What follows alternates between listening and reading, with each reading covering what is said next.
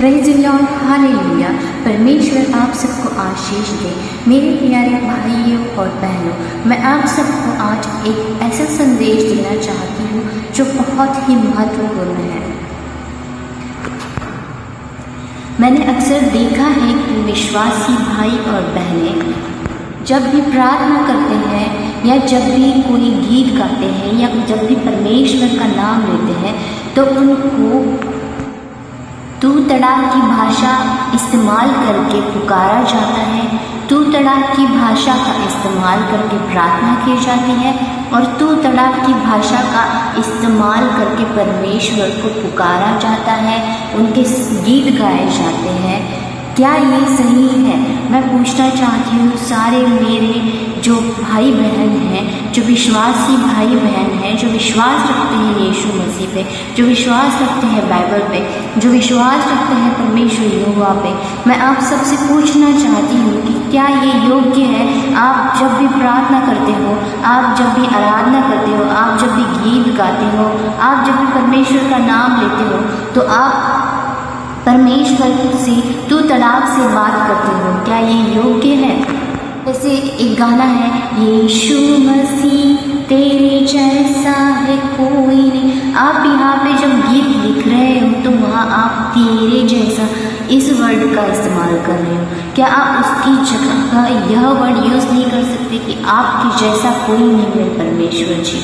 और आपने क्या देखा है कि जब जो मुस्लिम लोग होते हैं, जब भी परमेश्वर का नाम लेते हैं या किसी भी नबी का नाम लेते हैं या किसी भी नबी के बारे में बोलते हैं या कभी प्रार्थना करते हैं तो वो लोग कितनी इज्जत देते हैं, कितनी इज्जत देते हैं परमेश्वर को, वो कितनी इज्जत देते हैं नबियों को। और वो जब भी प्रार्थना करते हैं या किसी बात भी करते हैं किसी और से परमेश्वर के बारे में तो वो बहुत ही ज़्यादा इज्जत भरे वर्ड्स को यूज़ करते हैं, इस्तेमाल करते हैं और उन शब्दों के द्वारा परमेश्वर का वर्णन करते हैं, परमेश्वर की प्रार्थना करते हैं। आपने ये सब देखा होगा। हम दूसरों के धर्मों को, उनके ग्रंथों को नाम रखते हैं, बजाय हम उनके धर्मों को, उनके ग्रंथों को नाम रखें, हम खुद पे ध्यान दें, हम इस पे ध्यान दें कि हम क्या कर रहे हैं, हम परमेश्वर के साथ कैसा व्यवहार कर रहे हैं। क्या परमेश्वर एक नॉर्मल पर्सन है? क्या परमेश्वर एक सर्वसाधारण व्यक्ति है? क्या परमेश्वर एक सर्वसाधारण शक्ति है?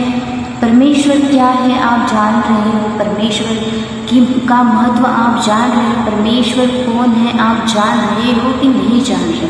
परमेश्वर वो है जिन्होंने इस सृष्टि का निर्माण किया है। परमेश्वर वो है जिन्होंने इस सारी दुनिया का निर्माण किया है। परमेश्वर वो है जिन्होंने आपके वंशज जो आदम और हवा है उनका निर्माण किया है। परमेश्वर वो सर्वशक्तिमान परमेश्वर है जिन्होंने स्वर्ग और नर्क बनाए हैं। परमेश्वर वो सर्वशक्तिमान प्रभु है जिन्होंने शैतान को बांध के रखा है नर्क में। परमेश्वर वो सर्वशक्तिमान परमेश्वर है जिनके सामने, जिनके आगे एंजल्स की, देवदूतों की करोड़ों की संख्या में लोग सर झुकाते हैं। सारे जो करोड़ों की संख्या में देवदूत है वो सजदा करते हैं। परमेश्वर को सर्वशक्तिमान शक्ति है। क्या अभी भी आप परमेश्वर का इम्पोर्टेंस नहीं समझ रहे? क्या अभी भी आप परमेश्वर की शक्तियों को नहीं समझ रहे? अच्छा ठीक है, वो जाने दीजिए। मैं आपको पूछना चाहती हूँ कि जब आप आपके मम्मी पापा से बात करते हो तो क्या आप आपके पापा को तू करके बात करते हो कि पापा तूने मुझे आज ये नहीं दिया, माँ तूने आज मुझे ये नहीं दिया? अगर कोई बच्चा अपनी माँ को भी रिस्पेक्ट से बात करे कि मम्मी जी आप तो बहुत प्यारी हो, मम्मी जी, पापा जी, अगर ऐसे कोई रिस्पेक्ट से कोई बच्चा अपने पेरेंट्स से बात करता है ना तो उस बच्चे की जो परवरिश है वो दिखती है, उस बच्चे के संस्कार दिखते हैं। तो जब हम मसीही लोग, जब हम बिलीवर लोग, जब हम विश्वासी लोग हमारे बिहेवियर को चेंज करेंगे, हमारे बर्ताव को चेंज करेंगे, हमारे शब्दों को, लफ्ज़ों को चेंज करेंगे। हम परमेश्वर से बात करते वक्त, हम परमेश्वर का उल्लेख करते वक्त, हम परमेश्वर से प्रार्थना करते वक्त अगर हम बहुत ज़्यादा रिस्पेक्टफुली परमेश्वर के नाम का उल्लेख करेंगे, हम जब भी परमेश्वर का नाम लिखिए ना, हमेशा कैपिटल लेटर में लिखिएगा। अगर आप इंग्लिश में परमेश्वर का नाम लिख रहे हैं तो हमेशा कैपिटल लेटर में ही लिखिएगा। ये होता है परमेश्वर को रिस्पेक्ट देना। कभी भी आप परमेश्वर के बारे में बोलिएगा ना, तब उनको आप परमेश्वर ऐसे करके बोलिएगा। आप परमेश्वर हो, आप सर्वशक्तिमान हो, हे मेरे सर्वसामर्थ्य प्रभु जी। आप प्रभु जी करके प्रार्थना कीजिए, आप रिस्पेक्ट दीजिए। आप कोई भी सॉन्ग बना रहे हैं तो सॉन्ग में भी तेरी मेरी ये मत बोलिए, हे परमेश्वर तेरी कृपा मुझ पे हो, ऐसे मत बोलिए। प्रभु जी आपकी कृपा मुझ पे हो, प्रभु जी आपकी कृपा हम पे हो करके प्रार्थना कीजिए।